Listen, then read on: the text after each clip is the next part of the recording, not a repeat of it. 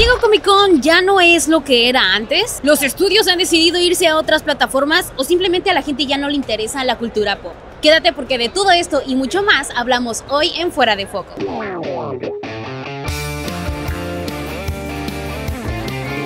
¿Qué tal, cinéfilos de Fuera de Foco? Mi nombre es Fer Ramírez y te doy la bienvenida a este espacio donde, más allá de hablar del cine, nos dedicamos a verlo desde otro enfoque.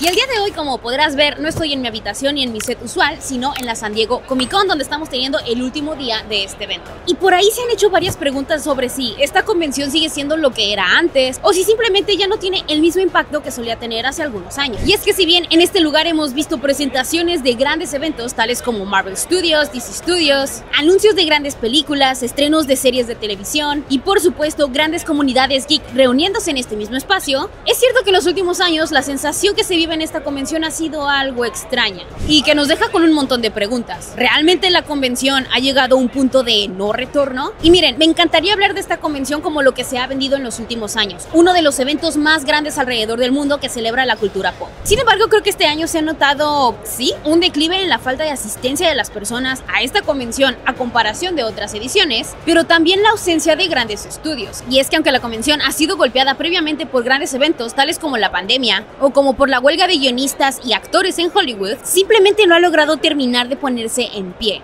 ¿Por qué lo siento? Porque especialmente las cosas que se han presentado dentro del Hall H no han tenido el mismo impacto que en otras ediciones. Este es mi quinto año cubriendo Comic Con y creo que es la vez en la que he visto más fácil entrar al Hall H, cuando a comparación de otras veces he visto gente acampando durante días para poder entrar a las conversaciones de sus estrellas favoritas y de sus shows favoritos. Alguna vez recuerdo había gente acampando por aquí 3 días para ver al cast de Game of Thrones en su última temporada, que decepcionó a todos pero que aún así jaló gente a esta convención. Y esta vez, a pesar de que tuvimos paneles relativamente grandes tales como Demon Slayer, Project Hail Mary, The Long Walk e incluso el día de hoy la conferencia que se está teniendo con George Lucas y Guillermo del Toro por la apertura del Lucas Museum, no siento que haya sido tan imposible ingresar a estos eventos. Asimismo, la magnitud de sus presentaciones no ha sido tan destacable a comparación de otras presentaciones, que si bien es muy difícil superar a un Robert Downey Jr. quitándose la máscara de Doctor Doom, creo que han habido otras presentaciones que hacen que la gente se sienta bienvenida a este tipo de eventos y que les hagan sentir que vale la pena lo que cuesta el boleto y lo que cuesta el viaje a San Diego. Así que, sobre la pregunta de la inversión que hacen los fans para venir a este espacio, ¿valió la pena este año?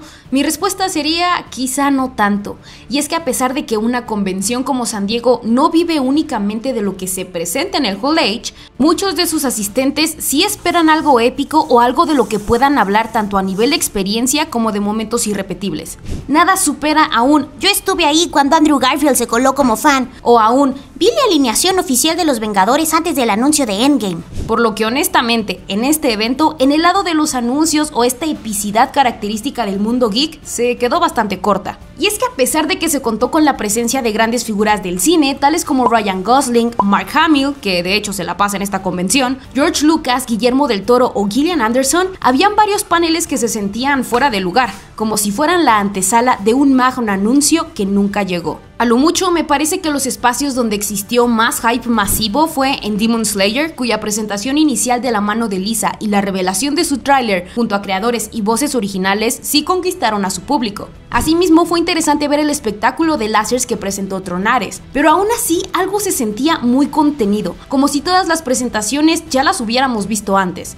Y es que en efecto, San Diego Comic Con no fue como otras veces, es decir, este primer punto de contacto donde se muestran clips exclusivos, o al menos no para todos sus títulos invitados, pues tan solo Demon Slayer se presentó cuando la cinta se había filtrado hace algunos días, y la revelación de trailers como Five Nights at Freddy's o Peacemaker sucedió incluso después antes de los paneles, lo que dejó a los asistentes con una sensación de entonces, ¿cuál es la exclusiva o el punto de estar en Comic Con si todo va a estar en internet desde antes? Por lo mismo, hay espacios que se sintieron desperdiciados, y es que yo no tengo nada en contra de Peacemaker, y me alegra que sea el contenido de DC que permanece tras su propio chasquido, pero un Hall H donde se está presentando James Gunn es un espacio para revelar cosas que se han ido soltando en redes sociales ahora como si nada. Es decir, creo que este era el lugar para revelar los primeros vistazos de Supergirl tras el estreno de Superman, o donde se hablara de los proyectos futuros del DCU. De igual manera, Marvel Studios brilló por su ausencia, y yo estoy segura de que al menos un 50% de los cosplayers llevaban trajes de X-Men esperando aunque sea una gota, una pizca o una borona de los mutantes en el futuro del universo.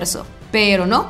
todo estuvo en silencio. ¿Por qué ha sucedido esto? Creo que tiene que ver con varias cosas. Como mencionamos antes, hoy en día hay una gran oferta de espacios donde se tienen primeros vistazos y donde se alimenta el fuego de los fans. CCXP en México fue un gran ejemplo de ello. Tuvimos Jurassic World Rebirth, Fantastic Four y Peacemaker, que son por magnitud los títulos más esperados del último año.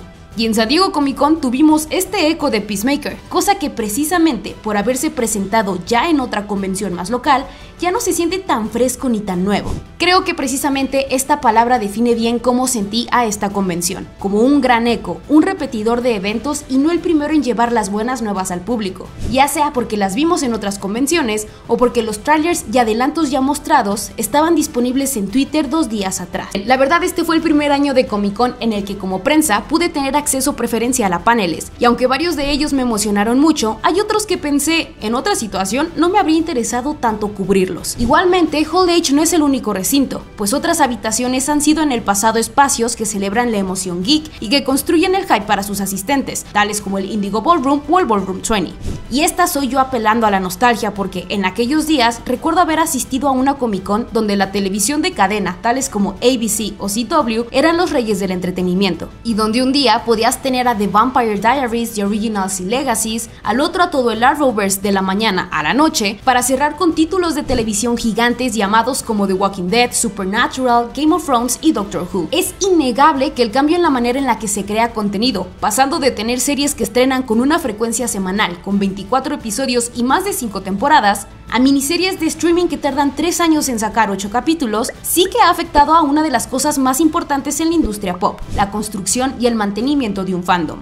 Hay una razón por la que las series más vistas en Netflix siempre van a ser títulos como Gilmore Girls o Buffy the Vampire Slayer, porque a lo largo de un montón de capítulos, a veces de relleno, se han convertido en un espacio seguro y no tan volátil para sus fans, generando una gran fidelidad hacia sus títulos y por lo tanto creando comunidad. Tiene años que el Arrowverse y CW murieron, pero su ausencia sigue vibrando, y a lo mucho es reemplazada por los fandoms de shows como Gen V o Has Been Hotel, o incluso Entrevista con el Vampiro, este último el cual enfrenta otra clase de reto, su disponibilidad a nivel internacional. Pero esta es otra historia. El cambio de TV de cadena a streaming sí que ha repercutido en la creación de fandoms y comunidades, quienes sostienen a final de cuentas a un buen pedazo de esta industria. Pero, ¿eso quiere decir que ya no hay comunidad en Comic Con? No, no del todo. Si bien Comic Con se trata de los anuncios y paneles de cine y series, estos no constituyen ni un 50% de las razones por las que la gente acude al evento. Mucha ausencia de espectadores en el Hall H quizá, pero un montón de gente en el Exhibit Hall o en el piso donde se vende mercancía y productos exclusivos de San Diego Comic Con. La gente muchas veces va por los coleccionables, por la oportunidad de encontrar más de sus historias favoritas y no necesariamente por lo que se vaya a anunciar en el Hall H. Así que en este sentido, la Comic Con sigue siendo muy sólida, sigue siendo un espacio de reunión de gente geek que va a buscar cosas que en otras partes no encuentra, tanto en lo material como en el entendimiento y la construcción de fandoms y amistades. Porque si una cosa puedo destacar de esta edición es que la sentí muy para mí. No conozco a muchos fans de Percy Jackson aquí, pero en Comic Con bastaba con llevar tu camiseta del campamento mestizo para que la gente que nunca has conocido y que jamás vas a volver a ver en tu vida se acercara a ti para hablar como si fueran amigos de toda la vida. Esta sensación de fandom de todos compartimos nuestro amor por una historia, lo noté también con fans de Arcane y K-Pop Demon Hunters, como si finalmente hubieras encontrado a esta familia que estabas buscando. Para mí, esta comunidad de semidioses fans de Percy Jackson es una de las cosas que más me gustó de la edición, donde realmente sabías que la gente iba porque iba a ver al cast en el panel, el primer vistazo de la segunda temporada, pero también a celebrar los libros y a la gente que forma parte de este fandom, desde niños de 5 años hasta adultos de 30. Y me recordó a que quizá esto es a lo que se deba aspirar en esta clase de eventos. Si bien yo no soy fan o no estoy tan familiarizada con shows como Has Been Hotel o Helluva Boss, destaco mucho la emoción y el hype que había por estas series en sus paneles, donde la gente genuinamente se emocionaba por estar en la misma habitación que sus realizadores y donde hasta el menor vistazo generaba una gran emoción. Esta sensación, aunque un poco más medida, la vi en el Hall H con The Long Walk, la película que adapta la novela de Stephen King, Demon Slayer y Project Hail Mary, no tanto porque la gente fuera fan de Ken, de Ryan Gosling, sino porque eran fans de Andy Weir y su manera de hacer ciencia ficción. SDCC siempre logra romper tu burbuja y hacer que te des cuenta de que no todo es lo que pasa en Hall H, ni que todos están esperando lo mismo que tú, sino que la comunidad artística y fanática de la cultura pop tiene un montón de ramas explorables que llenan a los fans de maneras diferentes. diferentes. Aún así, sí que las ausencias marcan un punto de inflexión para la convención, al menos en esta posición de relevancia ante una industria que crece exponencialmente para todas partes. SDCC sí que vive el riesgo de ser superada y devorada por otros eventos tales como la D23, los To Doom de Netflix, New York Comic Con, CCXP Brasil y México, el Anime Fest, que sabemos que tuvo mucha más afluencia que Comic Con este año, entre varios otros. Y en términos económicos, sí que la ciudad ve un gran ingreso para sus locales y alrededores, siendo el Gaslamp Quarter el punto de vida geek más vivo de cada año. Pero por lo mismo, los ingresos de turismo esperados, al menos desde otros países u otras ciudades, pudieron no haber llegado a la meta deseada. Esto lo digo desde un punto de vista más subjetivo y experiencial que fáctico, pues en otros años he visto a muchos más colegas y amigos mexicanos yendo a la convención, mientras que en este la asistencia de medios locales fue más bien discreta. Pero bueno, en conclusiones finales, ¿qué destacamos y qué no? Anuncios como Coyote vs Acme, la presencia de la animación en la convención, Project Hail Mary, The Long Walk, Percy Jackson, Alien, Depredador y Tron, creo que dieron de qué hablar, sino a nivel masivo, sí entre los fandoms y las personas que lo esperan. George Lucas y Guillermo del Toro atrajeron gente en el que suele ser el día en que menos personas asisten, y revivieron la fila del Hall H que parecía inexistente. La gente sigue celebrando títulos clásicos e historias que han forjado fandoms desde hace décadas, y las experiencias alrededor de la ciudad siguen haciendo que Comic Con sea un evento que se vive más allá del centro de convenciones. ¿Y qué no nos gustó tanto? Cambiaron muchas dinámicas. Sentí algo desorganizado al evento a comparación de otras ocasiones. Mucha gente se colaba al espacio de Comic Con y asustaba a las personas. En lo personal, hubieron movimientos y posibilidades de entrevistas que se perdieron por falta de atención de los PRs en Estados Unidos. Pero siendo honesta, ¿volvería a la convención?